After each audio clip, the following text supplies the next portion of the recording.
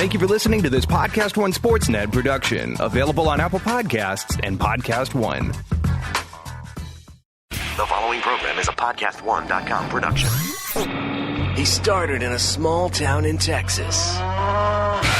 Worked his ass off to become one of the most famous wrestlers of all time. We're going to take care of business tonight, and that's the bottom line. And now he's dominating the world of on-demand audio. And he's doing it for the working man. This is a damn good outlet for me to spew the bullshit off my brain. Yeah! This is the Steve Austin Show. Unleashed.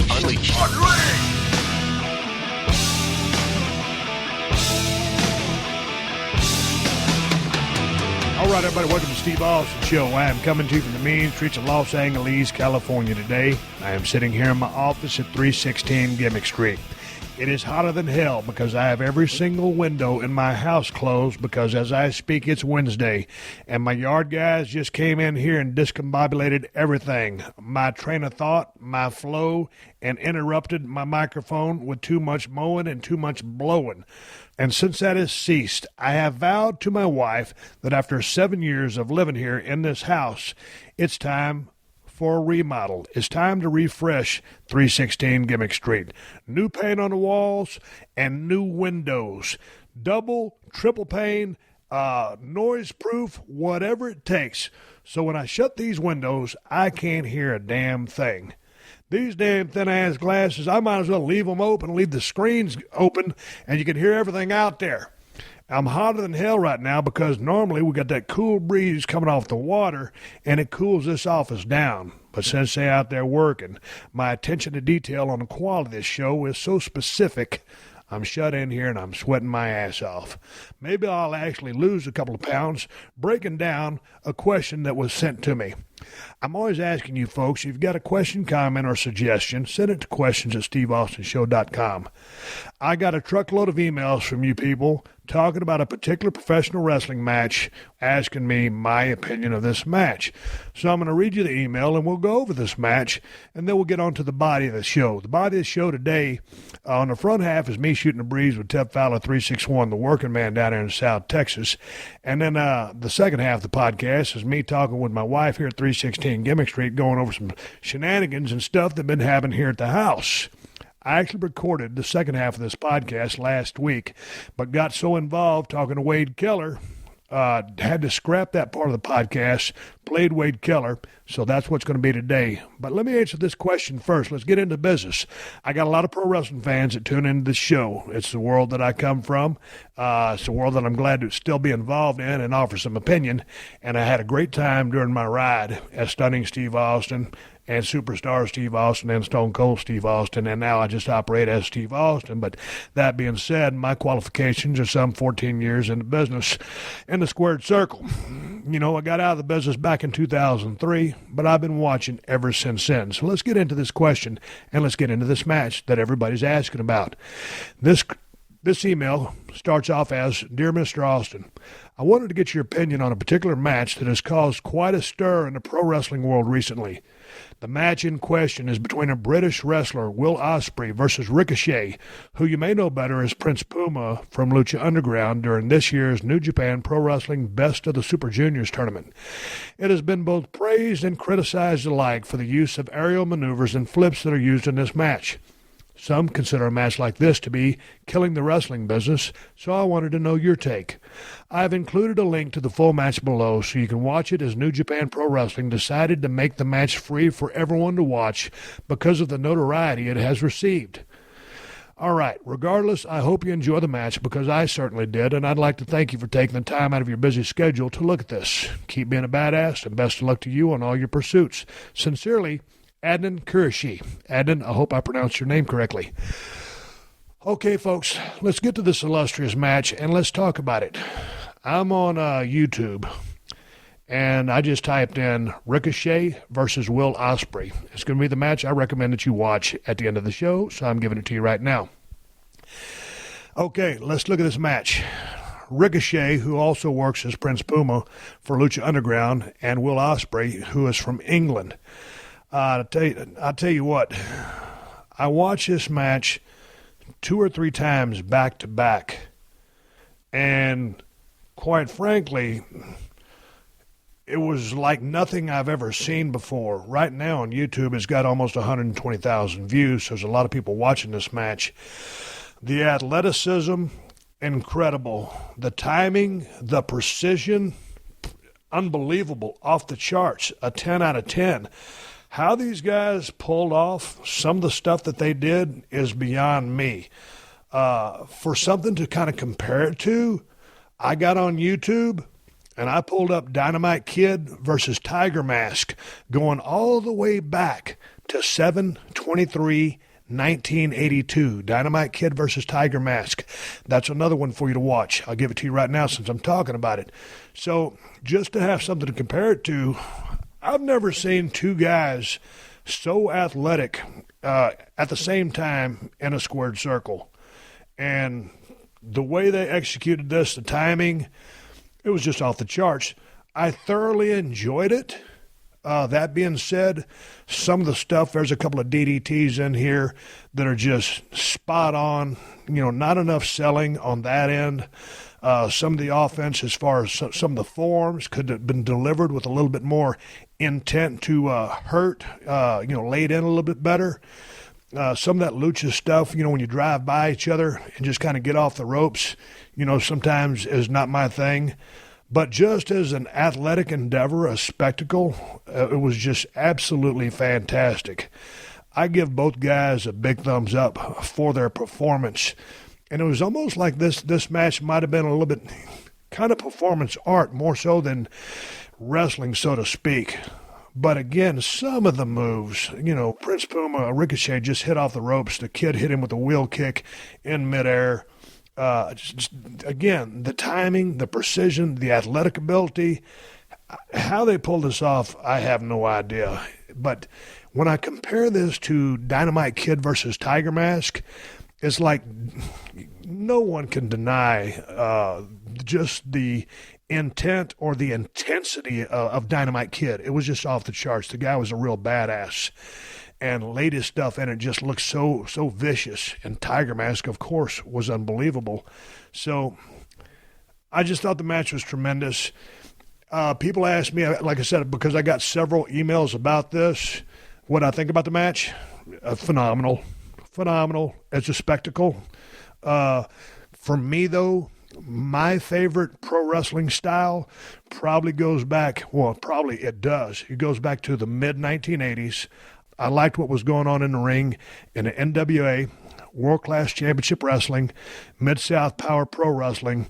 Right there in the mid-1980s, that work style is what I grew up on, what I fell in love with. And when I go through the height of my career in the Attitude Era, we were still kind of in that same vein of work, but the business was in a different place back then. It wasn't exposed. It was still highly protected going back to the mid-80s. Obviously, it was exposed when I was in the ring. We changed it to sports entertainment. And the business just keeps evolving. When you see a match like this, I don't think you can see a whole entire card of action like this.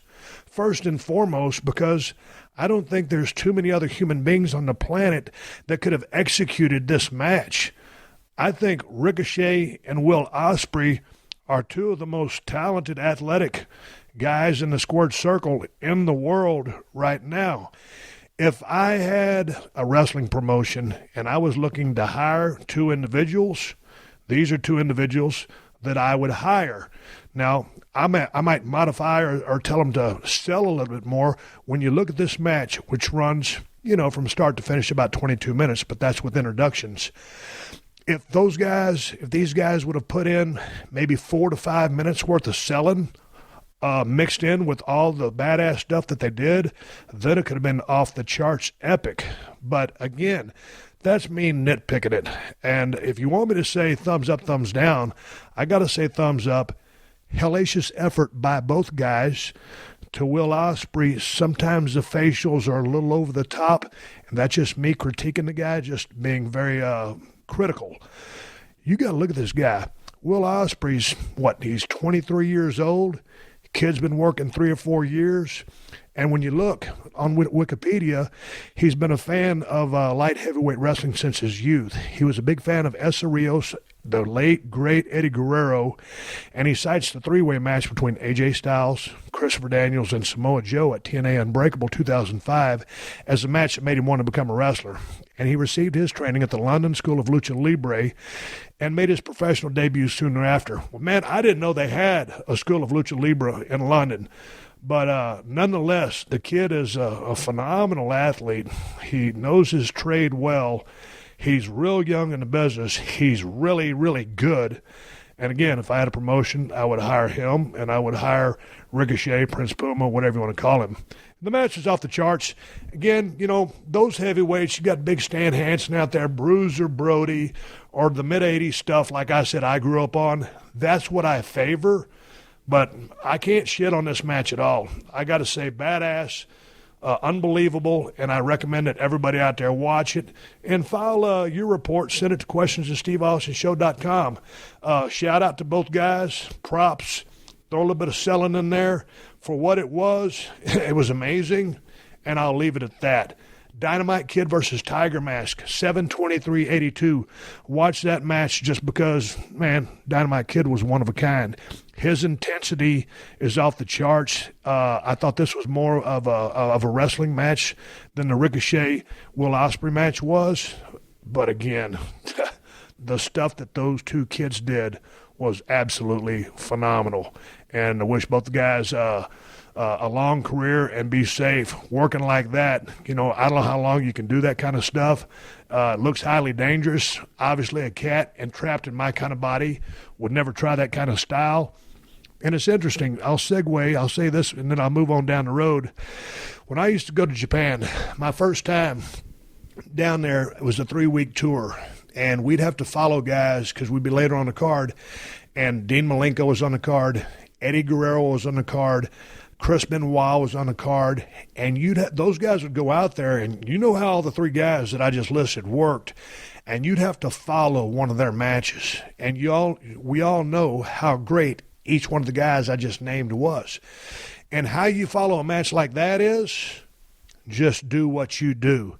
If you're a kicker, a puncher, a brawler, then that's what you do. You never try to mimic the guys that went in front of you because they just blew the doors off the crowd, probably stole the show, because you can't follow it by doing their stuff.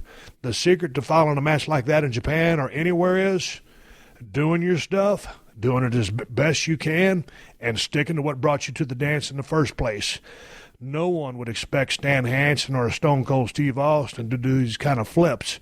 They expect violence. They expect fire, badass action, and ass whoopings. These kids delivered chills, thrills, spills, and excitement. 2 different cups of tea, but both work. If you love this match, more power to you.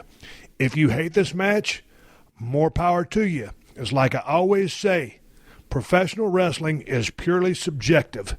So whatever I like and you hate, or vice versa, as long as you have an opinion, nobody's right, nobody's wrong. Again, shout out, props to both guys. But again, for me, that mid-80s style, that's my bread and butter. Hey, let's move on, folks. Before we get into the body of this podcast and talk to my illustrious wife, my buddy Teddy, going on here, I want to give a shout out to the folks at Onnit. They make Alpha Brain. And y'all know I don't podcast without Alpha Brain. When this award-winning podcast that ain't never won no awards finally does get an award, I'm going to thank Alpha Brain first. Alpha Brain keeps me razor sharp and helps my mental clarity and memory. And if you could use a little brain boost yourself, go to onnit.com/Steve to get some Alpha Brain and save yourself 10% in the process. You can save 10% off anything you order at onnit.com/Steve. So yes, you can get 10% off Shroom Tech Sport. Shroom Tech Sport will give your workout a boost. It helps you go longer and recover faster. And yes, you can get 10% off T+. T+ increases strength and power. It will improve your athletic performance, and it's safe to use if you're competing. So go take advantage of this 10% discount off your order. Just go to onnit.com/Steve. And another great thing about Onnit and all their products is if they don't work the way they're supposed to, you can get all your money back, no questions asked. Money back guarantee. So go to onnit.com/Steve to get your 10% discount off all supplements. That's ONNIT.com/Steve to get 10% off your order. Steve Austin Unleashed.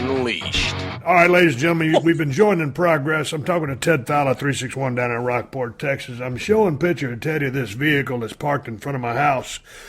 It's the Mercury version of a Crown Victoria. It's kind of pewter, and the left rear tire is so shredded. It's riding on a goddamn rim. That back left tire could not be in any worse shape than it is. It's all beat up. Teddy, in that back window, there's so much shit crammed in there. This person's living in a car, quite frankly. And the thing about it is, we were walking down the alley the other day, and we were walking by some offices, and this same car was parked underneath it's like an apartment structure. So anyway, basically, they're back there they were kayfabing for a couple of days' rest before they got kicked out by the people who are the tenants of the apartment. And now, I don't know how, because where they drove this vehicle away from underneath the awning is about 500 yards to my house. And how they're getting by on that fucking wheel, I have absolutely no idea. But it is the biggest piece of shit. And, here's the thing. There's a lot of homeless people in L.A., so I'm not making fun of homeless people. I'm just saying, man, my yard guy was just out there cutting the yard. And I'm not going to go on a rant about my yard guys coming on Wednesday. I need to start doing my podcast on Tuesday. But anyway, my yard guy was coming in and out of the security gate out there. And he said, man, I didn't want the guy to come over because I think the guy is a little bit off his rocker. So, God damn it, Teddy, between all the bullshit, the sirens, and the helicopters, I might have to move down to the Broken Skull Ranch permanently. I don't know how much more of this shit I can take. Dude, I love the weather out here. I was sweating bullets a while ago. You hear me talk about it in the open of the podcast. I'm sweating bullets a while ago because I had all the windows closed up. And here's the thing. I was telling Kristin, we've been living here 7 years, and you've been over here. This house was built in 1962, and the people added on something to it. And my 3 doors here aren't squared up. They didn't do a real square job on the remodel. But, dude, you've seen the trim is kind of fucked up. Could use a fresh coat of paint. And, man, I'm all about the windows because you do a lot of windows down in Rockport, Texas. Dude, Correct. I guess there's a single pane. I don't know what the fuck they are, but, they ain't soundproof at all. What is the difference between 2 and 3 pane windows or soundproof? What's the story? Hear the helicopter going overboard? Oh, yeah. Yeah. No, dude, your best bet would be to get an impact-resistant window, or a hurricane window. It's got the type of glass that, in theory can withstand about 130 or 140 mile-an-hour impact of an object against it and not shatter it. Super heavy, about twice the price of regular windows. That's about the best sound deadening thing you could make there. Dude, I don't get, if you was to come over and install them, and I already know your price is higher than giraffe pussy, along with the high price of damn windows, and you could put 24 karat gold plating on these things if I want to really trick this crib out, I don't care what they cost. I got to have some protection from some of this noise, because, Teddy, there is no way this podcast is ever going to win a goddamn thing with all the noise coming in this microphone. You know what, dude? I'm laughing because if you looked at the setup I've got right now, it's just like the last time. I got a couple of beach towels up over the windows, held up with push pins, trying to drown out the noise of the Coast Guard search and rescue planes that are doing touch and goes at this little Podunk airport right here. And I just happen to be in the flight path. Dude, the beach towels must be working because I don't hear a damn thing over there. Yeah, fucking genius. Oh, dude, I got my headphones on and I can hear them. So that's the award-winning podcast right there, baby. Dude, here's the thing, because you're talking about what are they flying, the little Cessnas? Yeah. See, here's the thing. The crop duster type plane. It's funny because when Kristin was living over at her house, and it's kind of underneath the Santa Monica airport, you get those little private jets and those things would take off, and they don't shower down on the throttle because they're under restrictions, so they don't really bother you. But it's those little Cessnas, those 1- and 2-seaters, when they take off, and those things, they're about 100 horsepower, give or take, some a little bit more or whatever. But I think they're running a straight header, or maybe no exhaust whatsoever because they're louder than shit. And so I'm always wondering, it's like if they're so goddamn loud to listen to on the ground, and you can't even have a conversation in Kristin's backyard over there on a cell phone because you can't hear yourself or you can't hear the person you're talking to. How miserable enough to ask this question on the podcast before. I wish someone who flies a Cessna, one of those loud sumbitches, would send me an email to questions@steveaustonshow.com and tell me how loud it is to fly one of those bastards. Because if I'm on the ground and I can't stand to hear those fuckers take off, it's got to be god-awful miserable to be the pilot in the sumbitch flying it. Oh, dude, you're sitting right behind the engine to boot. So, yeah, it's just got to hammer your ears. I guess that's why they're all wearing, those noise-canceling headphones. Dude, I don't know. I got to see. Kristin got me a Groupon of all things. People like a coupon or whatever, but you can buy those Groupons to do these things. And back in the day, I wanted to learn how to fly. So I still want to learn to fly. I just ain't sure to go about doing it. So she got me like a test flight to get in the back of one of those planes with one of those pilots. I think it cost like $250 or something like that. But man, when I see all these some of those planes up there just look like a bucket of bolts. And I'm sitting there thinking, all right, I'm a global icon and a national treasure. All of a sudden, for $250, my wife gets a Groupon, and for somehow the engine craps out, and in a crash in the middle of Los Angeles. And like, hey man, what happened to Steve Austin? Oh, fuck, his wife brought him a Groupon and be a passenger because he thought he wanted to learn how to fly an airplane, and they crashed. So I took her up on it. So here's the thing about loud exhaust. I remember way back in the day when we would do televisions, Monday Night Raw tapings for Monday Night Raw, and this is going back to, probably the mid-90s, 96, 7, and when Undertaker was driving all those badass choppers to the ring. Do you remember that?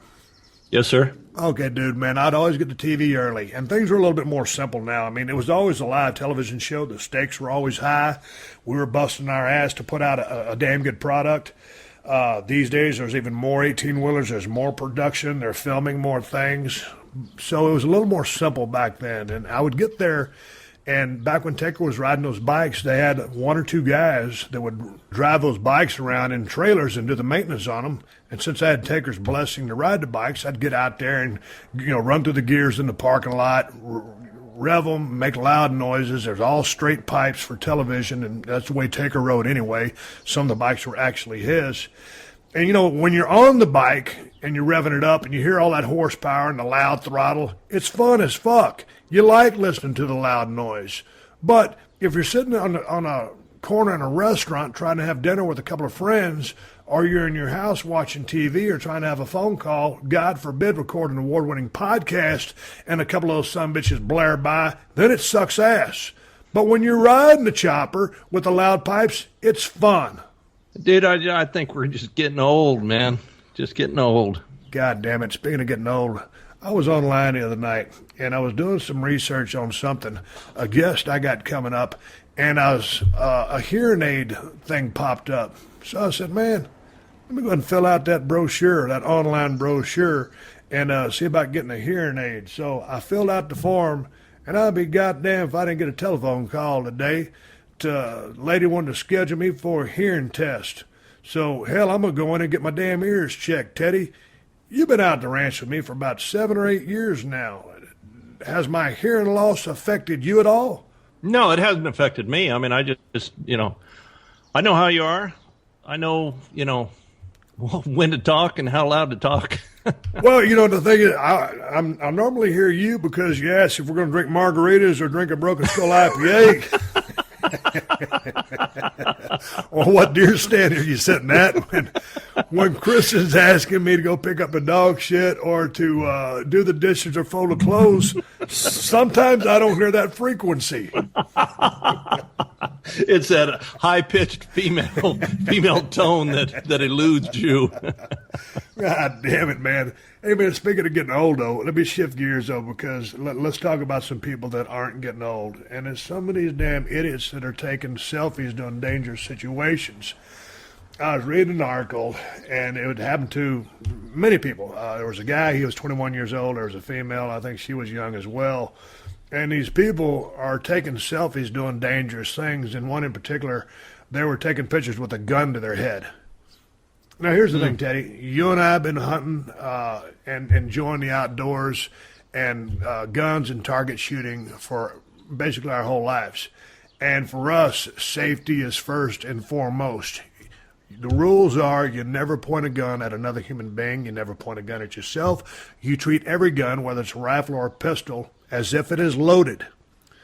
And so I don't understand what the inspiration is behind someone, male, female, young, old, to take a selfie with a gun to your head. Because first of all, if you were to do this, if you're dumb enough to do it, then you would clear the weapon and make sure that there's not a bullet in the barrel so that you might kill yourself. But say you pull off the selfie successfully, you post it, you've got a gun to your head. I mean, that's just like, to me, that's a selfie that says, hey, I'm stupid as fuck. I'm taking a selfie with a gun to my head. Because, Teddy, explain to me where I'm missing the boat. Because it's not cool, it's not fun, it's not smart. So why in the fuck would you take a selfie with a gun to your head? Am I missing something? Am I getting too old? Should I just go put my fucking hearing aids in and shut up? No, dude, I don't think you're missing anything at all. I think it's a different generation, man. The kids now don't respect firearms the way that, that we do. They weren't brought up with them like we were. They don't understand, just how dangerous and how stupid it is to be doing something like that. Get but them it's out of the common gym sense, pool. Teddy. How much common sense is being lost these days? Because Dude. I know there's the big war on the guns these days. But man, I've been growing up my whole life. But even if I had not grown up my whole life hunting, my parents brought me up with enough knowledge and respect or whatever to know that a goddamn gun is dangerous and you never point it at anybody. I mean, that's just common sense. Somehow along the way, something's been lost in translation, and just common sense of any fashion is just totally fucked up. I don't get it, dude. Am I being? I don't know what the fuck's going on. All right, dude, here's a question for you. Back when, you were a kid and video games were around, what was a popular video game that you remember playing? Galaga. It's space, futuristic, stuff like that. You had Pac-Man, you had asteroids, stuff like that. Now, what are the most popular, most common video games? Grand Theft Auto, where stealing the car is cool. Call to Ops, where these kids are out, thinking that they're Army guys shooting, and that's cool. Man, you have a conversation with some, real deal veterans that were in a war and ask them how cool it was. You know what I mean? The modern culture is just sensationalizing crime and all of the stupid shit that goes with it. That's, I think. I mean, if anything, it's desensitizing people to the real ramifications or the fact that, that this is something that is a life or death matter.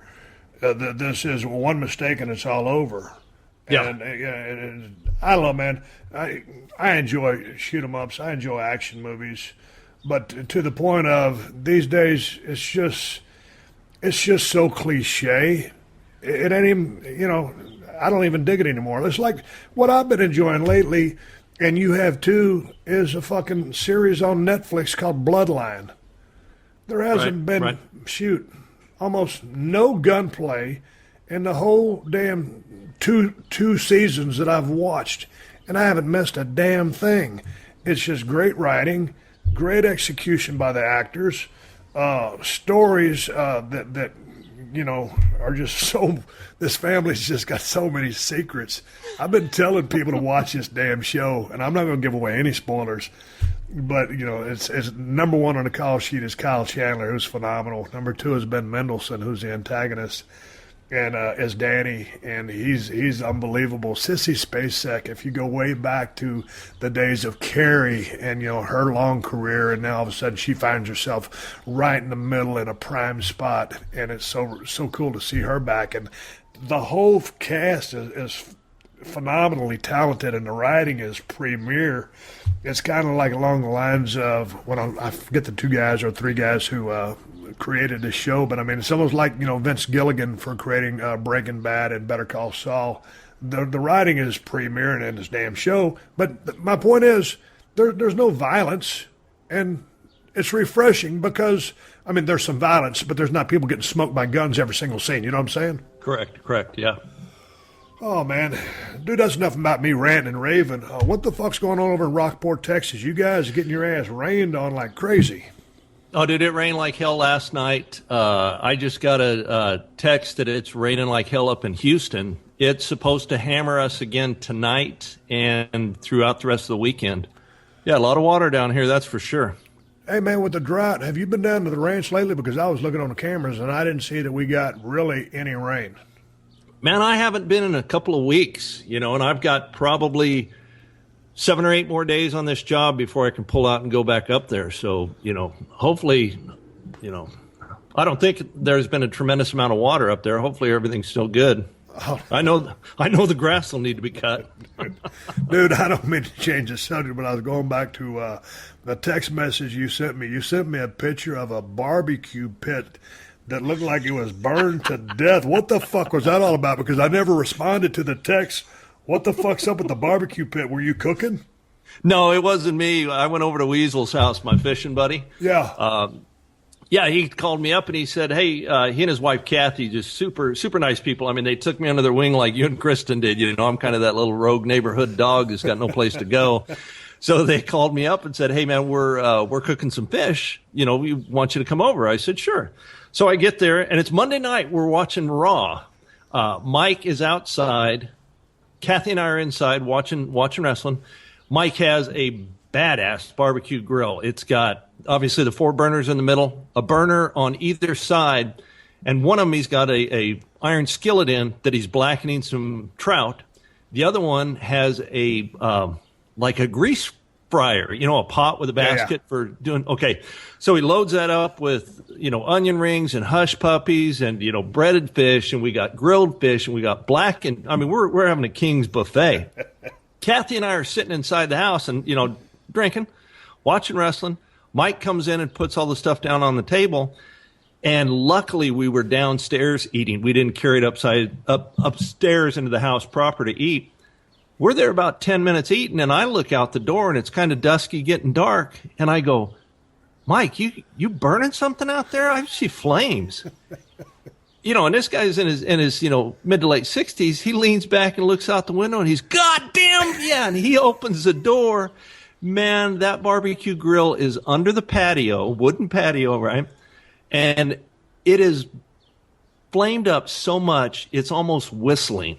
That's how aggressive the flame is. Man, his wife goes to squalling, and we're like, holy cow, what are we going to do? So Mike goes to get the fire extinguisher. Fire extinguisher's in the boat. He just put the boat in the boat barn down the street. We got no fire extinguisher. So he throws the cover off of the hot tub, grabs a beach towel, wets it down, throws it on top of that barbecue, which is basically a grease fire. So that's not a good move either. Water on a grease fire, no can do. Well, dude, we didn't have enough baking soda in all of Rockport to put that son of a bitch out. What happened? So Mike is just standing there right next to the barbecue, like, frozen, just looking at it. And I'm going, dude, there's a big-ass propane tank under there. Get away from it. I run out to the barn. I come back with a shovel, and I tell him, I said, kick that thing over so I can start throwing dirt on it. And he does. And as soon as that grease hits the ground, man, it splatters and goes everywhere. And I'm shoveling as fast as I can. I dig about a 3-foot hole in record time. Finally put that son of a bitch out. And Mike, he's still just standing there looking at it. Kathy's freaking out. And Mike goes, well, let's go back in before the fish gets cold. Yeah, but dude, I mean, we had no fire extinguisher anywhere. It could have gotten ugly. That's for sure. Dude, here's the thing. Down at the ranch, as many times as we barbecue almost every single night out there when we're during hunting season, it's grilling something or barbecue deer sausage. And that damn grill I got flames up like a bastard every single time. I don't know what's wrong with it. I need to replace the guts inside of it, the letting out too much gas. But I don't have a fire extinguisher nowhere near there, and I keep that thing. You know where I barbecue at? It probably wasn't the same, as low a setting as Mike had. But dude, you got to put that on my list of things to do down at the ranch is put a fire extinguisher out there by the fucking grill. And I'm going to get one out here for my barbecue pit in Marina Del Rey. And what I'm going to put one out there. And then, when you open a little cabinet where you put your propane tank. Yeah. I'm going to stash one in there, and just so I got one. So if you take anything away from this part of the podcast, hey, man, keep your fire extinguisher handy. When you're out there messing with grease or just any kind of fire, anything is possible. So get your ass a fire extinguisher. You're going to thank me for reminding you.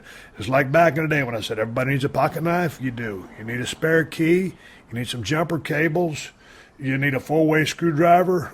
All that same shit. So get your ass a fire extinguisher. Fuck, fire is too damn dangerous. Dude, you were talking about those spare keys, and I'm like, I ain't getting no spare keys. Shit, I live out in the country. I really don't lock my house. Well, when the last situation developed and I felt the need to change locks, I would. Hello, pair of pink panties on the way. I figured, what the hell, man? Let's follow Steve's advice. Go ahead and get one of them hidey keys. And I found one that looks like a little teeny rock, and I threw it in, my little flower pots outside of the back porch. Well, sleeping with them 3 dogs in the house, about 4:30 in the morning, somebody's got to get up and take a leak, and it ain't me. And then they toss and they turn and they're on the bed, off the bed. Well, hell, I'm tired, so I'm going to take them outside, put them in their pen, and come back in and lay down.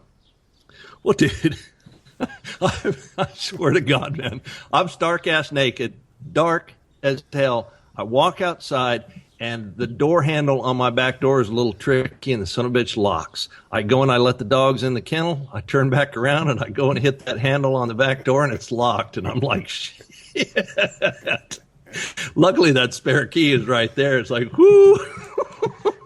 Dude, I'm telling you, it's a lifesaver. The next card you get from me will be a thank you card. Hey, I'm glad you brought that. And speaking of hidey keys, man, every time I go down the ranch, man, I never know. Sometimes I'm flying in, sometimes I'm driving the RV in.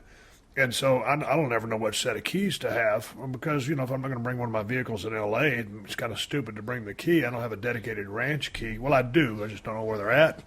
That's a whole different problem. So, we'll address that after the hearing loss. Yeah. You know my stash places there at the ranch. I got about 4 keys hidden on that ranch where, no matter what happens, it's like, when you go to pat your pockets to look for something? Yep. When I start scratching around looking for those keys, if 1 or 2 of them doesn't turn up, I've got plan C and D because I ain't going to get locked out of ranch because when you go down there, you're 15 miles from Tilden, you're 55 miles away from a locksmith in Pleasanton, you're basically fucked. So I take that key story to heart. Well, I love the picture you sent me. You sent me a text message, hey, where's the key to the gas tank? And I was like, dude, I've got extras. It's in my safe. It's all those gold keys. There's a bunch of gold keys in the pavilion safe. And then you send back another picture with a big lock cutter and the lock cut in half. Found it.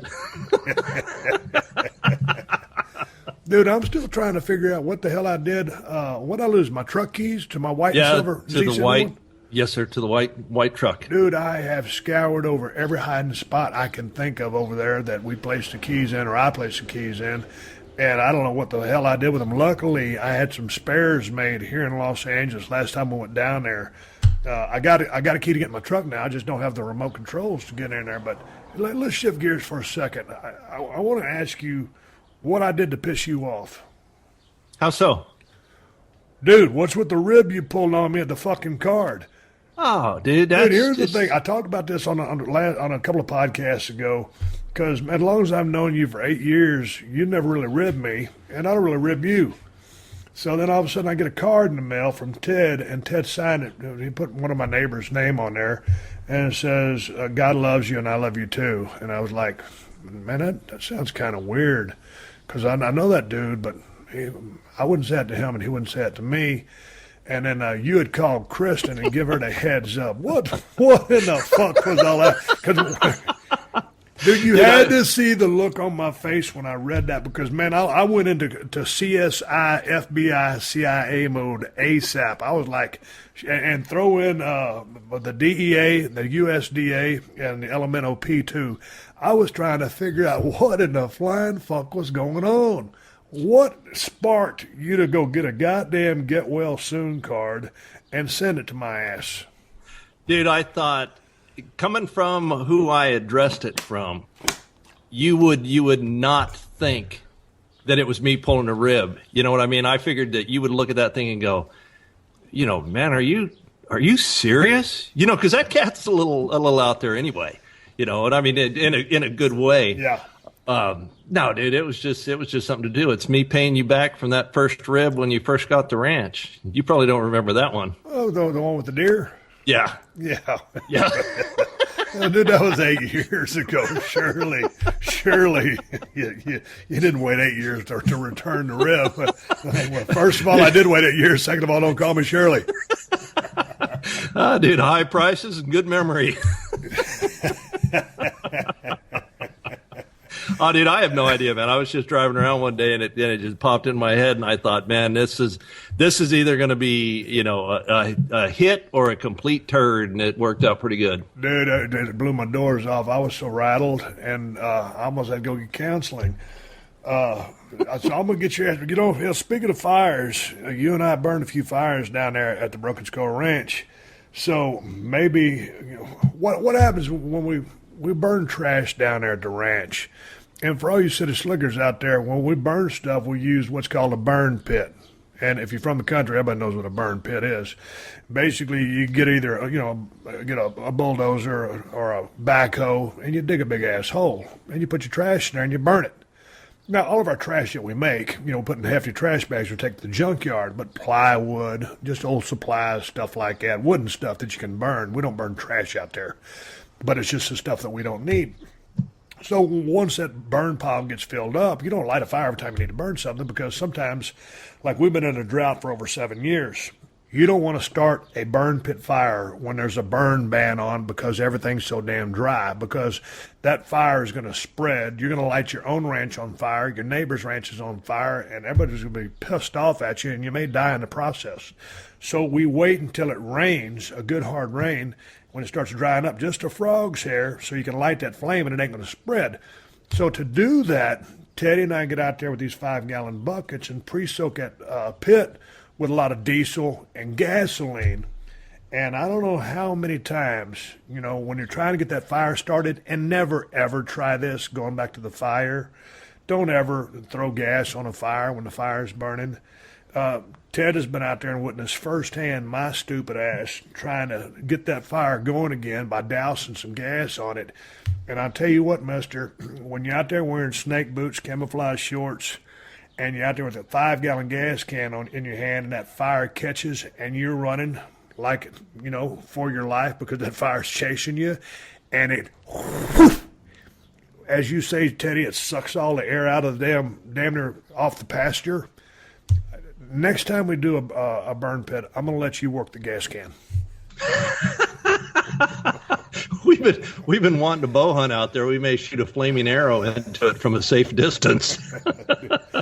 Yeah, dude, we've done some ill-advised shit. That's for sure. Teddy, now that you sent me the card and I know that you care for me, when you saw me.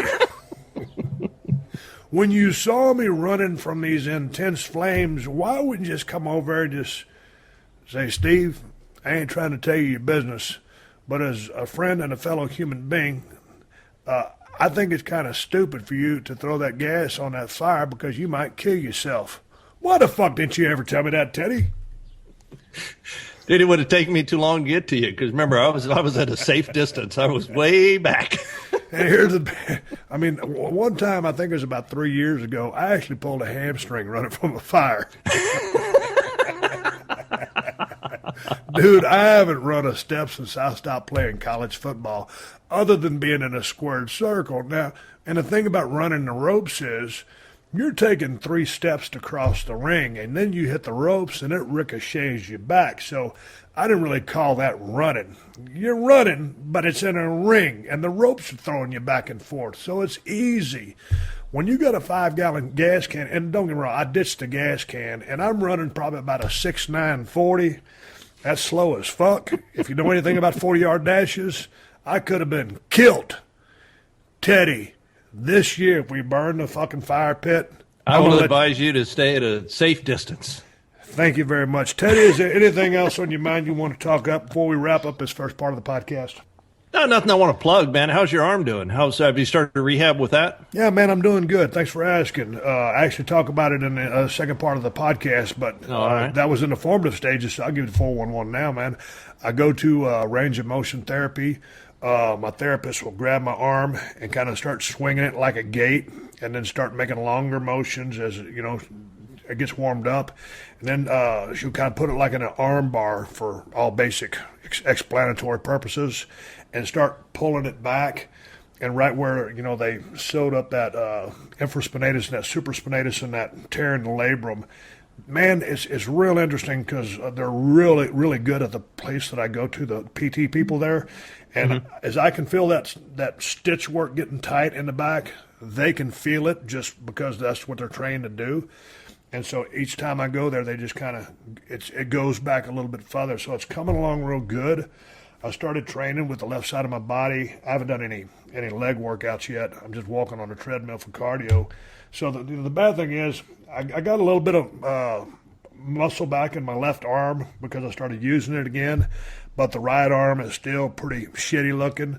And overall, dude, when you're working out with just one arm and you can do leg extensions and leg curls, that kind of stuff, it just fucks your body up. So I'm doing good. The recovery's going good. I know I had a badass surgeon. He did a real good repair job.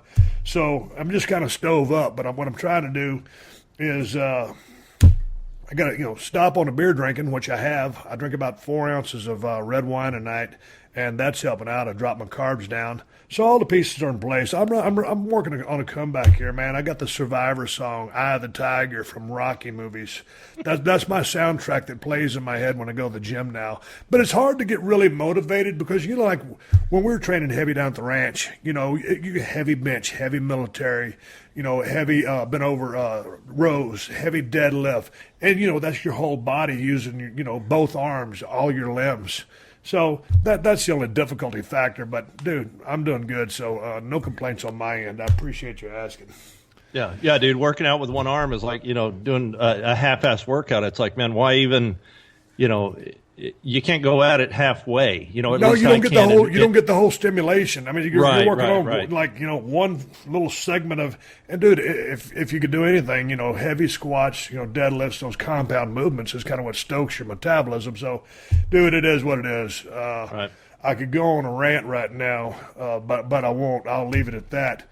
Teddy, I'm going to take a little pause for the cause here. A word from the sponsors to keep the show on the air for free. We were talking about bow hunting. I might get a crossbow this year because I don't know if I'll be able to pull back a bow, but, man, hunting season's right around the corner, man. It's about 5 months away before we ride off in the sunset. Have you found any sheds yet? There's been a few out there at the ranch. Most of them are gone now that the grass is overgrown. You really can't see them. I'll tell you the cool thing, though, is I found 2 monster sheds. Have you found better sheds than the ones I found? No, dude, you got me. You got me. I mean, I think I found more, but quality-wise, you won this year. Yeah, but you got me overall, that rack you got mounted inside your crib there. But anyway, Teddy, we're going to take a pause for the cause of sponsors to keep the show on the air. I'm coming right back after a word with my illustrious wife, Kristin. Thank you, Teddy.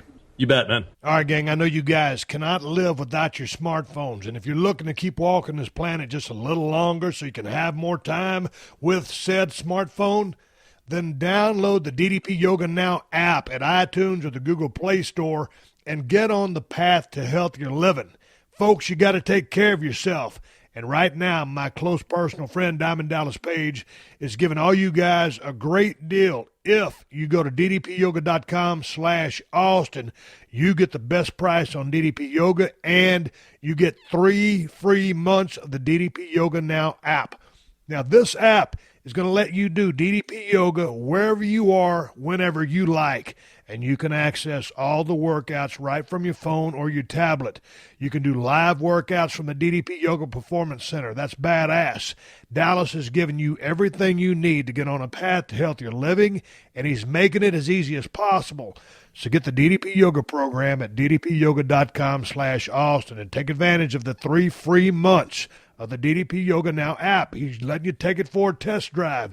You're going to fall in love with this. He's making it easy. Like Dallas always says, all you have to do is commit.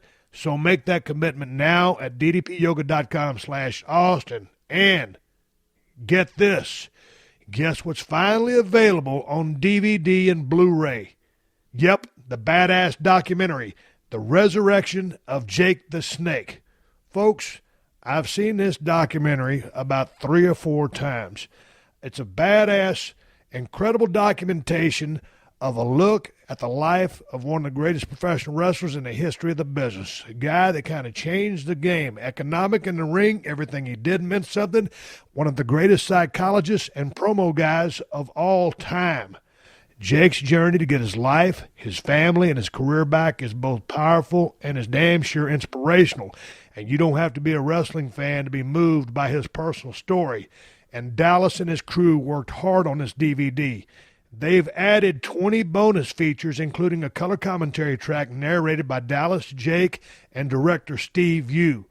So get yourself a copy of The Resurrection of Jake the Snake today on DVD or Blu-ray. You can do that by going to ddpyoga.com. Use the promo code Austin316 and get 10% off of the DVD. Austin316 is the promo code to get 10% off the Jake the Snake DVD. Badass. All right, gang, time for a little bit of storytelling here. I'm sitting here at the office here at 316 Gimmick Street, swigging on a cup of coffee with Los Angeles written on the side of it. Oh, the joy of living in Los Angeles, California. Swig of coffee. Just took an hour for brain. And, hell, I got a little story for you. A story of a heroic comeback. Picture a goddamn hot-ass WrestleMania main event match. You got a badass heel with a ton of heat on him. You got a white meat baby face who's over like crazy. So all of a sudden we start this illustrious match, and that baby face is shining. He's out wrestling that heel. He's taking him to town. And all of a sudden that dirty, dastardly heel uses a cheap shot and gets a ton of heat on that baby face. Lots of steam. Just beating the dog shit out of him. You want that baby face to make a comeback, but that heel just keeps him down. Then finally, somehow, some way, that baby face reaches down from deep within and mounts a heroic comeback against this piece of shit heel who has had him down so long, so hard, so bad. And maybe it's a slow build comeback. Starts off slow and goes into a manic comeback. Or it's just a comeback from the get-go, fist of fire, Katie bar the door, you low-life son of a bitch. And then they go into the finish. And either the babyface wins or the heel wins. But alas, back to the comeback. I made my little comeback from shoulder surgery yesterday. Well, let me say I mounted a comeback. As you know, if you listen to the podcast, about 5 weeks ago, I had rotator cuff surgery and a bicep reattachment on my right shoulder. And I tell you what, I haven't been doing a goddamn thing since that surgery. I had been cleared to go back to the gym, but delayed going back to the gym because the shoulder wasn't feeling very secure.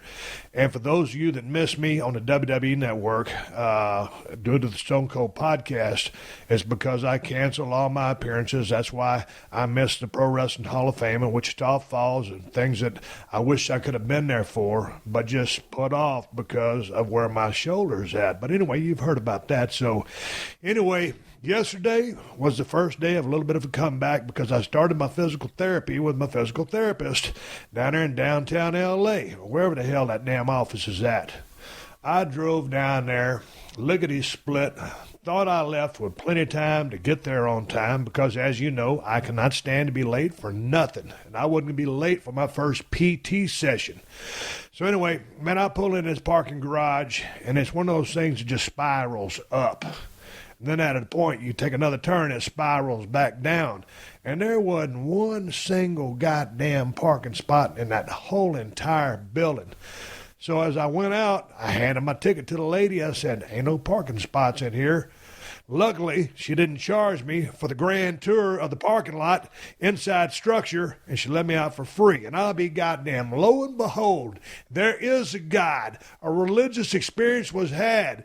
As soon as I exited the parking structure, right there on the curb was a fucking parking spot with a parking meter. And in L.A., these kind of parking meters where you put your credit card in, you can put money in, whatever the hell.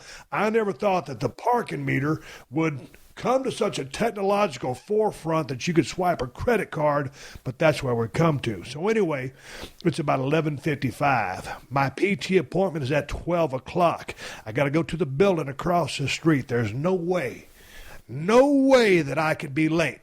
So I pull into the spot right there on the curb, right on the outside, the parking structure, which I just drove in, and probably forgot to put my credit card into the parking meter machine. And as soon as I went into the lobby, got up to the elevator, went on the 6th floor, got into the office, checked in, I just remembered. I said, you know what? I told the lady at the front desk, I parked right there in the parking meter spot, but I forgot to put my credit card in the meter. So she said, well, do you want us to go down and put some money in there for you? You know, I should have said yes, because I know my wife's going to eat my ass out when I get home because I'm going to get a parking ticket. But I want to have them go do something I should have done. So I said, nah, I'll be all right. I said, I'll just take a ticket. So anyway, I go in there and start that comeback. Go in there, and I can't do anything at this point with my shoulder. I'm not to move it manually or engage the muscle in any way, shape, or form, or I'll tear out the work that the doctor did. I'll mess up his repair. So basically what I do for PT is range of motion exercises. I'm a physical therapist. I'm laying on my back, and she starts grabbing my arm and just kind of swinging it back and forth like a gate on a hinge. Short movements at first, and then we start getting longer movements and start building that range of motion. And we do that for about 15 minutes, and then she's massaging that tissue in there, and then she kind of straightens my arm out, and my arm ain't been straightened in 5 weeks. It's been sitting in this cast. And then she kind of puts it in an arm bar and slowly starts torquing it up towards my head, and she starts working that shoulder like that, and then massaging the tissue underneath my damn armpit, breaking loose some of that tissue that's gotten up in there. So I basically lay there while she's torquing on my arm, and when she starts torquing up, she can feel when that work starts getting tight. She's really knowledgeable about what she does.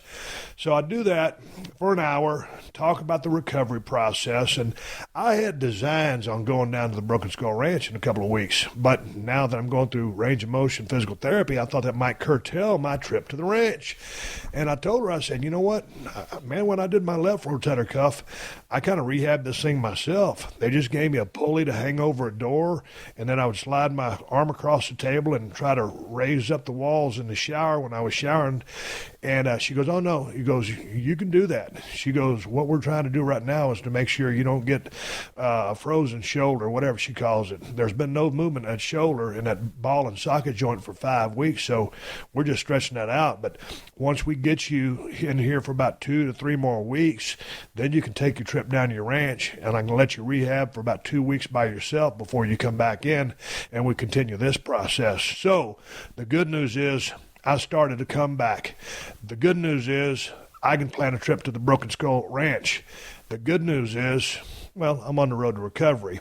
After we got through with the manipulation stuff, I went to a little thing. They put some electrodes on my arm for some stimulation, and then they put me into it was like a shoulder girdle. It's kind of with the ice in there, just like you do for your knee. And so they ran the ice and stuff and electrical stimulation to my shoulder, and then I was up and gone. And I go back tomorrow for round 2, but the shoulder comeback of a lifetime has happened. I'm ready to get my ass back in the gym. And as a matter of fact, before I tell the gym story, so I said thank you, and I booked my appointment for tomorrow and went out to my car. But you forgot to tell about your bad BO. Yeah, of course. My wife is sitting here reading a damn magazine. It's a cookbook. It's a cookbook. Well, get close to the microphone if you're going to join in on a podcast. God damn it. Welcome to the show, Kristin. Thank you, Steve. Okay, so why did you pick this element of the story to jump in and talk about my BO. Because I was thinking of the poor lady that was working on you. I did guess. I took a shower right before I went to the physical therapy, and I got on this dry fit shirt that I've had for probably 7 or 8 years, Kristin. At least. I just love these shirts, so I figure I probably need to get some new ones because, once you have dry fit for such a long time, and as much as I've worked out in this shirt, you can wash them, but they kind of smell like rubber and they kind of smell dirty. Yeah. So anyway, I'm clean. But I'm wearing this the shirt has this dirty smell to it. And you're clean, but you can't very well put the deodorant in your underarm. Well, first of all, my shirt stinks to a point. And because the way my shoulder is frozen, like in this position that it is, when I get the deodorant stick, I can't cross across my body and rub it underneath my left arm. What I need to do, Kristin, is get up my deodorant, get some duct tape, and get a ruler or a 2-foot stick, kind of like a scrubber on a stick. A scrubber on a stick. A scrubber on a stick. Deodorant on a stick, ladies and gentlemen. Deodorant on a stick is I'm going to patent this tomorrow. I'm calling my... patent guy. I'm calling my trademark lawyer. So what I need to do is get my deodorant stick tie it to about a foot long or 2-foot stick so I can rub it underneath my left armpit.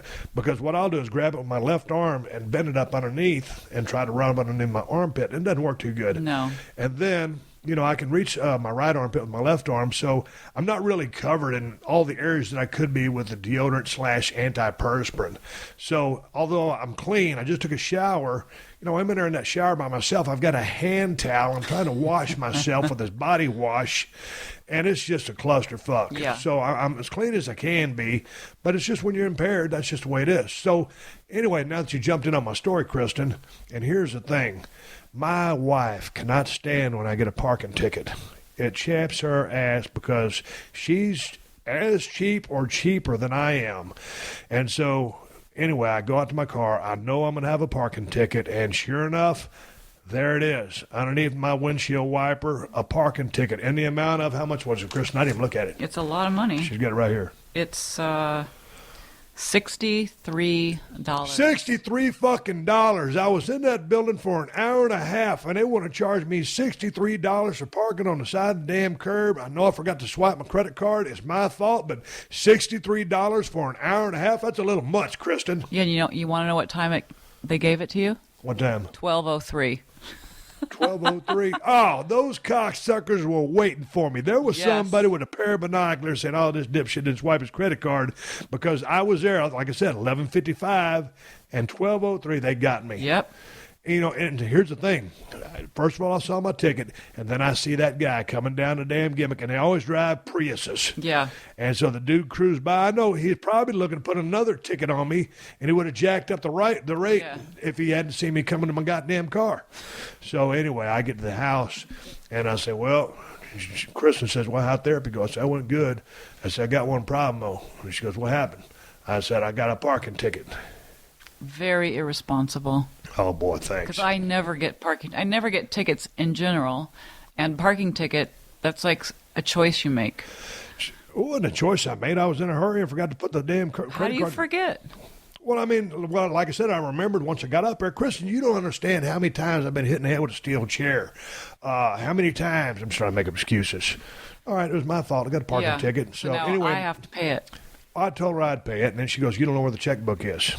I don't know where nothing is, so my wife's going to pay the parking ticket. But anyway, the good news is I'm making a comeback from my shoulder surgery, and I'm in physical therapy. It's range of motion exercises only. I canceled all my appearances. I ain't going nowhere because I want to knock this fucking shoulder out. If I trip or do something, this thing's going to go haywire. So I've got to be very conservative with everything I do.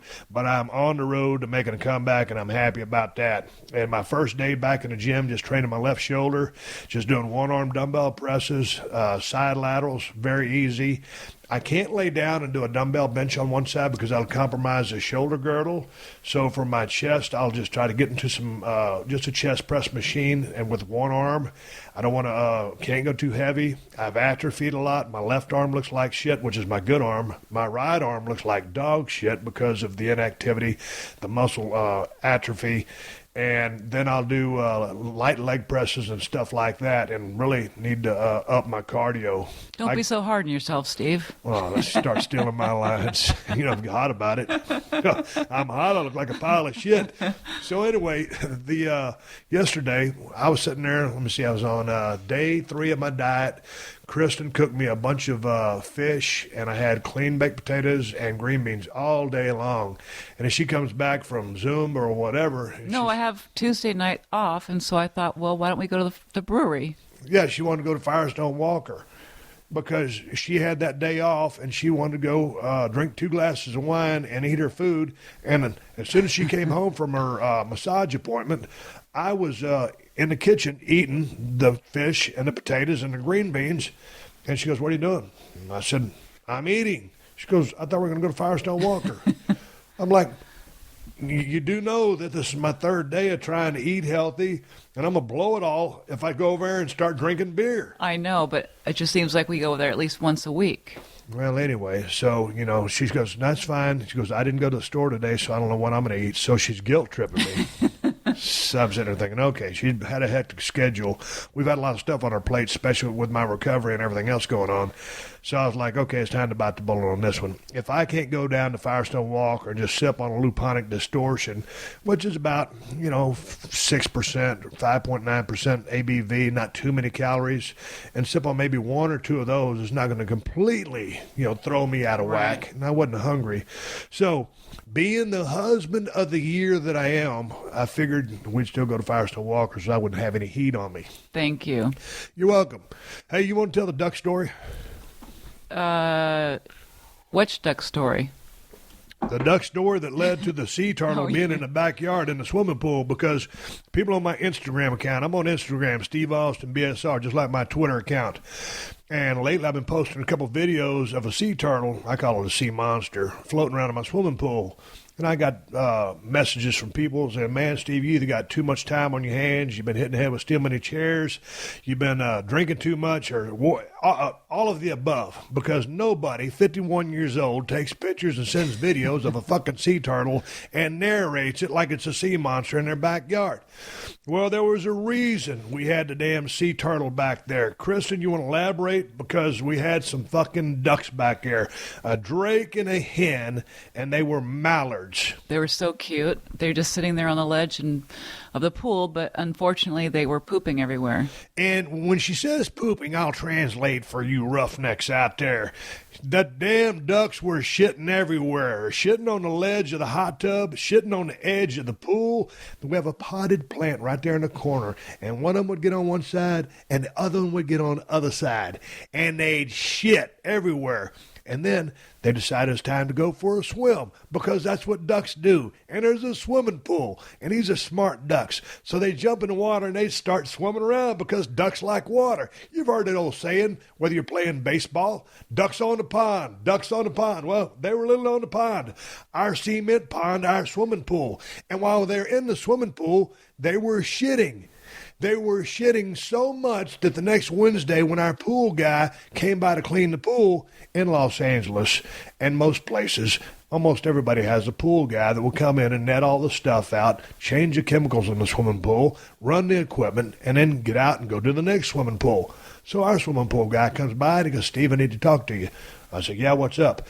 He goes, "Man, those ducks back here, I know they're crapping all over the side of your pool. That's not an issue for me, but they're also crapping inside the pool, and it's getting inside your equipment." He goes, "You got to get those ducks out of here, or they're going to ruin your equipment."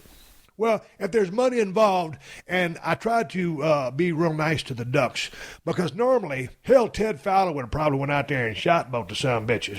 That's what he told me to do. Well, see, Teddy has this pond in his backyard in Rockport, Texas. It's a big-ass pond, so it's one thing for Teddy to shoot a couple of ducks, but if I was to go out there with my Benelli shotgun and start blasting ducks, the police going to come over here. Well, and I wouldn't let you do that. And you wouldn't let me do it, and I'm going to be handcuffed. They're going to be taking me down to the Hoos Gal. now. So anyway, but they were so cute. I know they're so cute, and here's the thing. They were so cute. Okay, I want to sound like a fucking sissy saying this, but I said, man, I don't want to rustle them off either. I like the ducks back there. It's fun to watch the little bastards. And the thing is, we couldn't let the dogs back there because Hershey, she's such a bully. She's laying here right now 2 feet from me, sleeping her ass off. She's supposed to be prowling the perimeter, making sure no one breaks in. So Hershey or Shona, who's damn near blind, I got a Shona story I'm going to tell you here in a minute, and Moolah would charge those damn ducks, and we figured maybe one of these dogs was going to catch one of them and kill them, and then we'd really feel like shit. Or we'd take the damn duck down to our vet and say, can you fix this duck up? And I said, how you want to pay for it? Well, put it on this bill. Get it? Anyway, so the ducks are back in our backyard for about 3 days. And so anyway, the pool guy tells me, you got to get those ducks out of here. And the dogs are going to the bathroom in the front yard. And they were mad because they like to go back there and sun themselves. Yeah. And they got some rocks back there they like to shit on.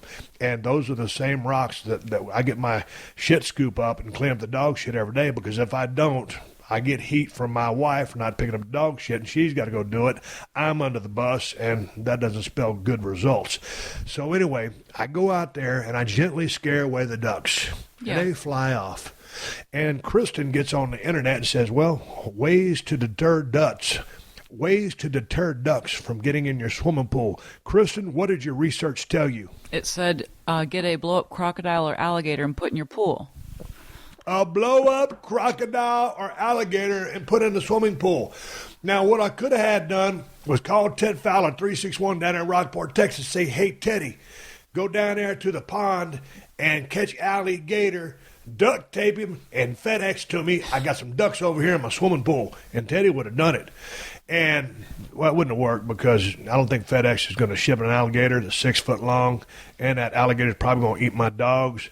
So Kristin decided the next best thing to do would be to go to Walgreens and get a blow-up sea turtle.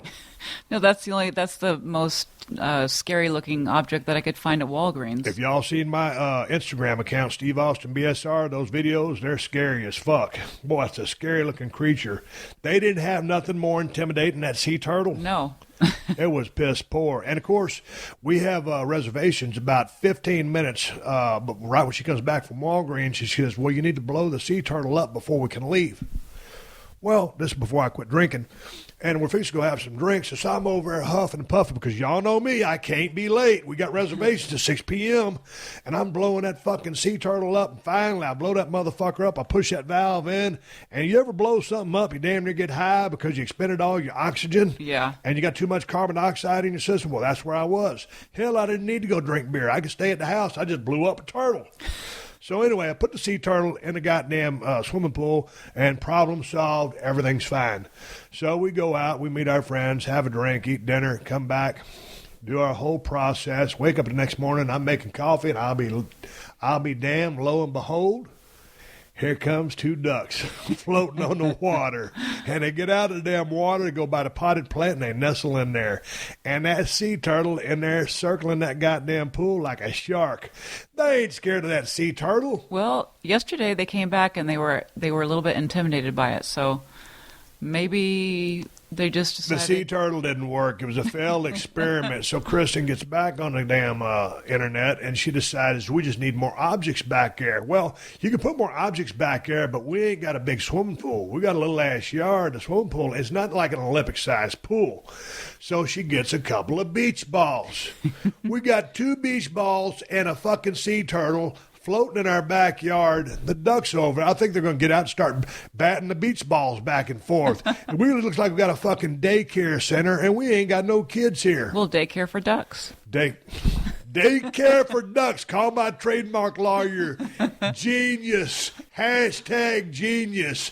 Daycare for ducks. Yeah. I dig it. Yeah. So anyway, what the deal is now, I've scared the ducks off a couple of times. I just gently go out there and shoo them away. I hate to go out there and do that But to we them. let them relax there for a little while. Yeah, we let them chill for a little bit. It's like a day spa. Yeah. So it's not like a daycare center. It's like a day spa for ducks. So if anybody has any ducks, send them to 316 Gimmick Street. They can hang out for a little bit, but we'd appreciate it if you'd make them shit out in the yard before you put them in our swimming pool. Well, we could potty train them.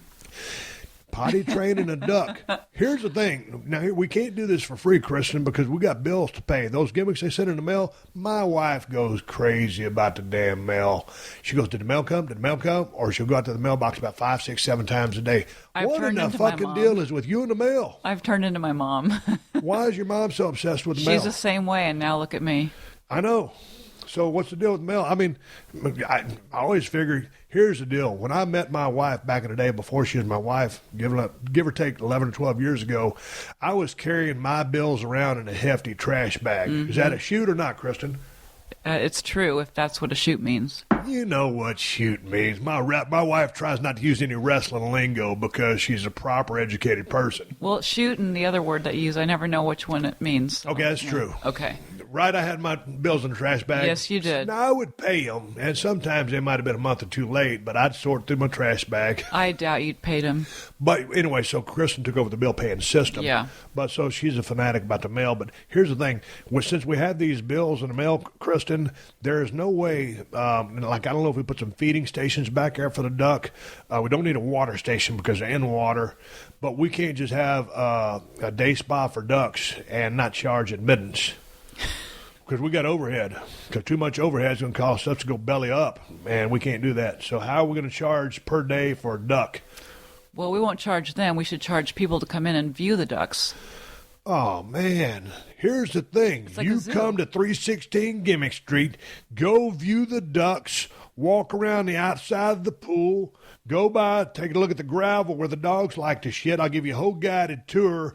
We'll take a damn selfie. I'll sign an autograph. Out you go. Yeah. It'd be like a little bitty-ass Wally World featuring Steve Austin and the motherfucking ducks. Can you dig it? Yeah. I think it's a great idea. Man, I tell you what. So anyway, that's the story of the ducks. And so for the people out there that thought either Steve Austin was going fucking crazy, he's drinking too much, or whatever you thought, that's why I got the picture of the sea turtle on my Instagram account, and that's the only reason. Hey, I told you guys, I had a story about Shona, our black lab. Kristin, how old is Shona? 13 and a half? She's 13, yeah. 13 and a half, yeah. So, man, she's getting on up there. And y'all know at Christmas, if you listen to the podcast, last year, she had that old dog vestibular syndrome, and we didn't know what was wrong with her. She was in harm's way. And we took her to the vet, and we're way out there in the middle of nowhere in South Texas. And then we moved our flight up a day so we could get her back to our vet here in Los Angeles, who's absolutely wonderful. And she made pretty much a 99% comeback. Yeah, she did. But then she started just kind of, what were her symptoms now? She's kind of coughing a little bit and drinking a lot of water. So I took her into the vet, and he suspected Cushing's disease. So he said, bring her back. She needs to be here 8 hours. And they run some sort of test to check her cortisol level, I guess. Yeah, because Cushing's is basically the overstimulation of the adrenal glands, and it's pumping too much cortisol in her system. Yeah. So anyway, it turns out after the tests came in, she was like full-blown Cushing's, and she'd had it for... I mean, we've noticed this, but I mean, we don't know. Yeah. And I mean, our dogs are in the vet damn near every week, it seems. We take extremely good care of our dogs. But it was just one of those things that if you don't, you just wonder why they're drinking so much water. You don't really know what's going on because they're not really selling anything. Weird cough kind of thing. She had a weird cough, but I mean, she didn't act like a sick dog. No. So anyway, I go drop the dog off, and turns out that the dog's going to be ready. Shona will be ready about 6:30 p.m. Well, my wife has a meeting at 6, so she says, can you go pick up Shona? Well, of course, me being husband of the year and don't want to heat on me, I'm going to go pick up Shona at the vet with my one arm. And this is 2 weeks ago, so the shoulder was real tender about this time. So I go down there, and this is a story about pocket knives, because I tell everybody in the world that they ought to have a pocket knife on them. Everybody needs a knife, and that's why the broken skull knife comes in pink. For women, too. And you ain't got to buy a pink one. You can buy any color you like. But here's the story. I go down, I fight through L.A. rush hour traffic. The vet is about 4 or 5 miles away, which is an eternity in L.A. traffic. So I get down there. There's Shona. She's ready to go. I pay the bill, and I asked the technician. I said, man, can you help me load this dog in the back of the vehicle? He said, sure, I'll help you out. So I'm driving Kristin's SUV. I pop the hatch. We put her in the back, and my wife's specific instructions were for me to tether Shona to the back rivet, which already has a Kawasaki leash right there and I will harness her. And she says, if you tether her here, she won't be able to reach the front seat, and she's secure. Because she's got car anxiety. She's got car anxiety. Yeah. As soon as you put Shona in the car, she starts breathing real heavy, and her heart starts beating faster. She starts shaking like a leaf. And then she tries to get under your feet while you're driving, which is very dangerous. Oh, man. I got a story in El Paso. We was driving our RV, and I'm racing with some guy in a BMW, a little blue car. I think it was a drug dealer. And anyway, so that Shona tries to dive my damn gas and brake pedals. Kristin's almost crying. She's about trying to break her back. So anyway, back to the story at hand. Yeah. Tether to the back. She's nervous, and this way she can't reach the front seat. Well, the technician loads her up. I tether in there, snapping on her collar, her harness that she's wearing. The technician goes back inside, and he locks the doors because he had to unlock them for me to get inside because they were closed to begin with. They were waiting on us to come pick up Shona. So all of a sudden, I put Shona in. I walk around the side of the car to get in, and she's already wedged halfway between the back seat and the front seat over the center console. The exact area you said that she wasn't going to be able to reach if I tethered her to the back. Funny, she doesn't do that when I'm driving because she probably was nervous because you were driving. She was nervous because I was. So anyway, she's in harm's way. She can't go forward because she's got all the slack out of her leash. She can't go backward because she's too weak and she's wedged up in the front seat and the console, and I got all the seats folded flat in the back, so that's how she's traversing back and forth. So I'm fucked.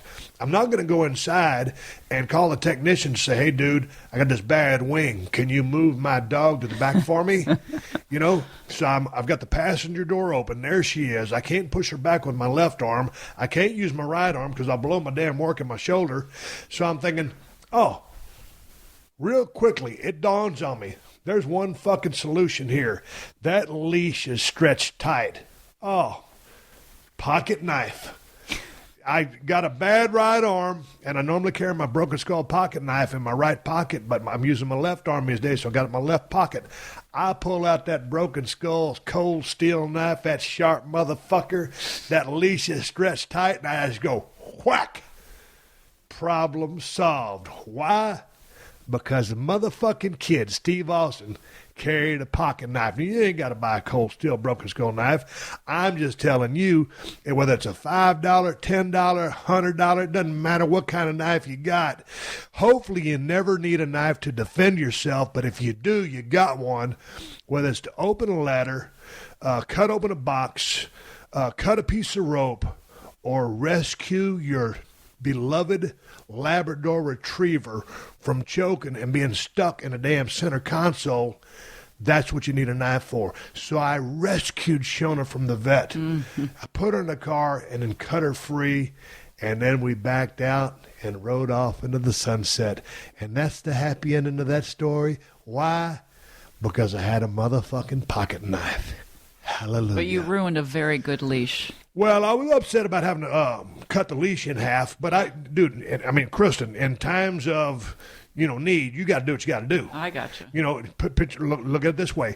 Say you and I were traveling, and for some reason, some idiot driving a Prius, perhaps in Los Angeles, texting and smoking one of those vaporizer gimmicks, and has a certain bumper sticker on the car and runs us off the road, and I can't get you out because you're wearing your seatbelt, but the gimmick to the seatbelt I can't reach. But since I got a fucking pocket knife, broken skull model, I'm able to cut the damn straps and get you out and rescue you and take you to safety. But didn't my mom buy you a seatbelt cutter? Man, that son of a bitch is so damn bogus. It's unbelievable. Motherfucker. She got you a tire checker and a... Well, along with that damn, the potato, what's that potato pouch thing she got us? Yeah, the potato cooker. The potato cooker. You stuff about 4 or 5 baked potatoes in this thing that's just like an oven glove, basically. Yeah. It keeps all the heat in. How many times have we used that piece of shit? One time. And then she bought you the cookbook. Yes. And so anyway, we're not going to go into all the silly things. Kristin, real quickly before we ride off into the sunset, you know this because you live with me. A couple of weeks in a row now, I've gone down to my buddy Curtis's house. He makes neon clocks. And this was on the podcast called Steve's Bucket List, whatever it was called.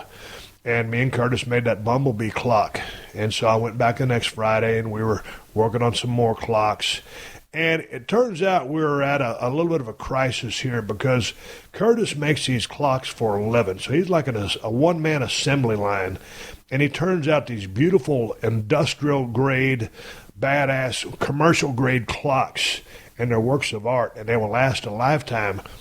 But as he's assembling all these things, and I'm in a sling, and he can't teach me how to bend glass because teaching someone how to bend glass is not going to be a day process. So I had to face reality, and I told Curtis because he had run out of motors and he had run out of hands, so we couldn't finish assembling the one clock we were working on. And I said, Curtis, basically, I need to take a neon course, right? And he goes, you know, Steve, yeah, if you really want to do this, you do.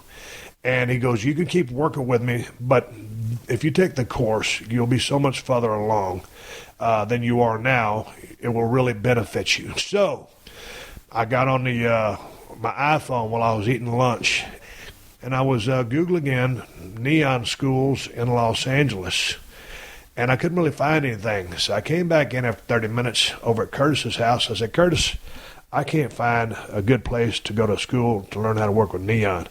He said, no, Steve, you need to go to the guy that I learned from. He's the best. And I said, okay, well, who is he? So he gave me his name, and it turns out it's a 6-week course. 6 weeks, people, bending neon, learning everything about neon, argon, glass, all that shit, and the electrical part of it, but it's 6 weeks. And so it's 5 days a week, 8 hours a day. So I got to find time in my schedule. I'm waiting for the guy to call me right now. And when he gives me a call, I'll work it in my schedule. And that's when I will take the 6-week neon course. And I wanted to keep you guys apprised of that because I'm sitting there trying to make these clocks. And I didn't want the story to go untold. Or do you think I lost my commitment? So I'm waiting for the guy to call me for neon clocks. And then I had a couple of other things on my bucket list, on my short bucket list that I was going to do, but my wings got me held up on.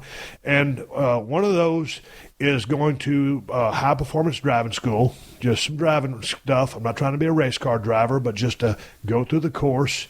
And then I also wanted to go to a long-range shooting class, like a sniper, be able to call the wind and make windage and elevation adjustments on the scope with the information that you've gathered because, man, I consider myself a pretty good shot. But normally, like me and Teddy down at the Broken Skull Ranch, we're shooting old school. We're dialed in, dead on at 100 yards. We range everything we shoot, and then basically just do a holdover based on our experience with whatever caliber we're shooting and the distance. So I'm not able to adjust the elevation or the crosshairs on my scope, and I've been highly successful with that. But that's shooting at coyotes and pigs and stuff like that. Now with the deer, I'm very conservative because we're in more of a management program. So I want to learn how those long-range shooters do. And I'm talking about shooting still targets. I'm not talking about taking down animals.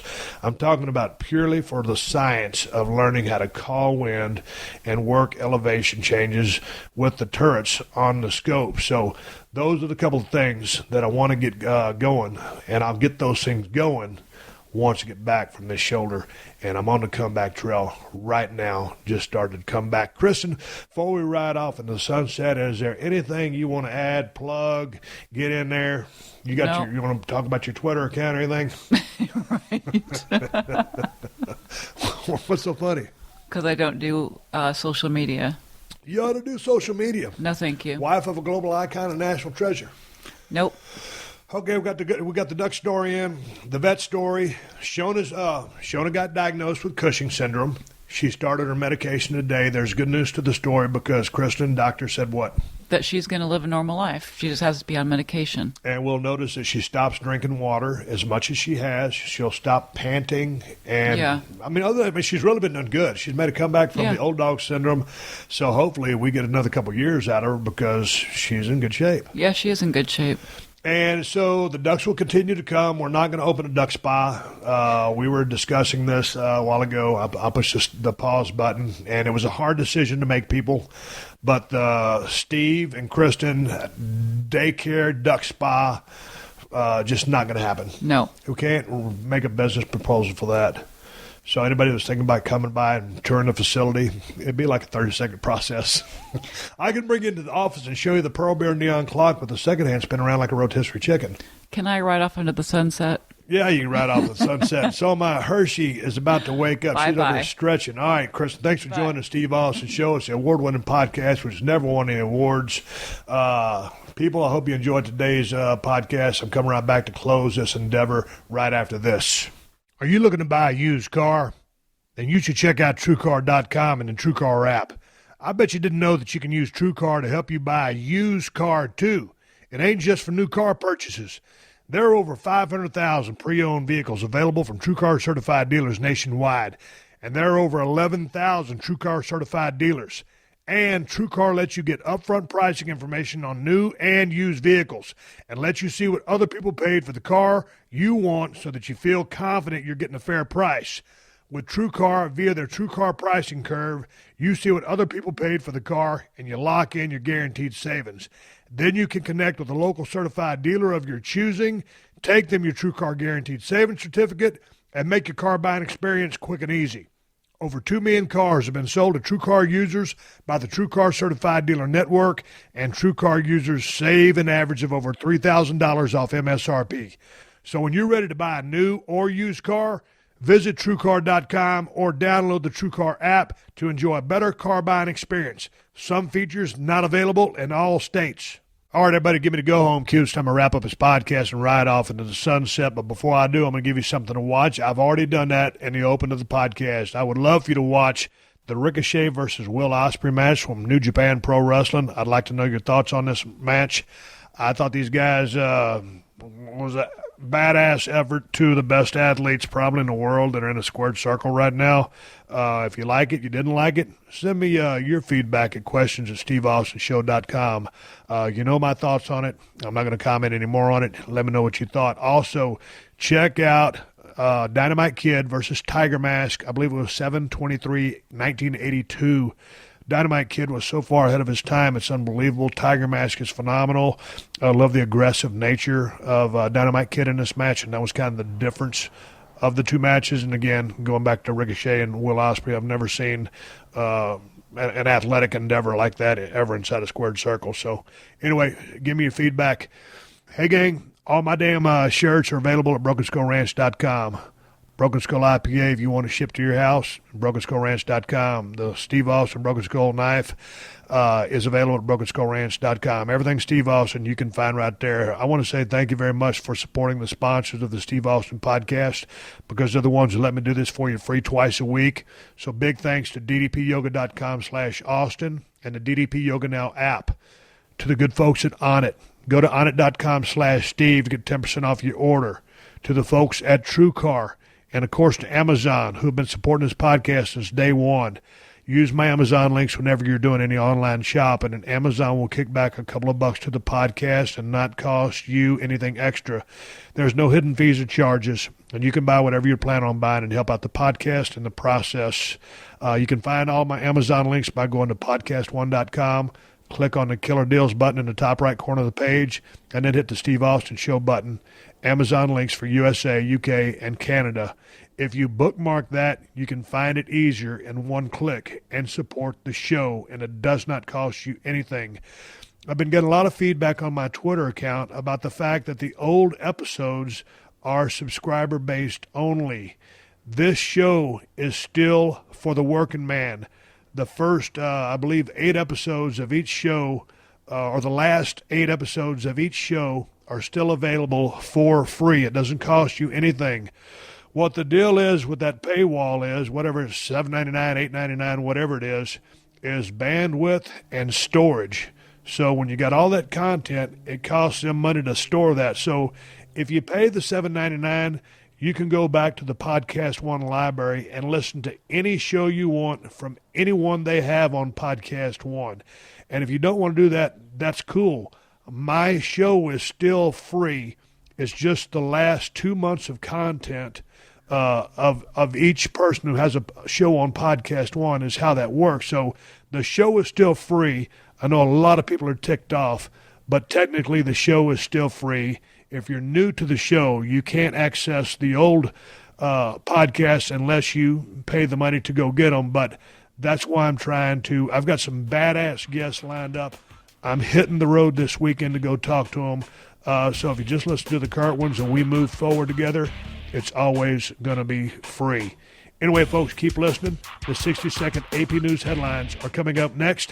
Until then, my name is Steve Austin, and I will catch your ass down the road. Download new episodes of Steve Austin Unleashed every Thursday at PodcastOne.com. That's PodcastOne.com.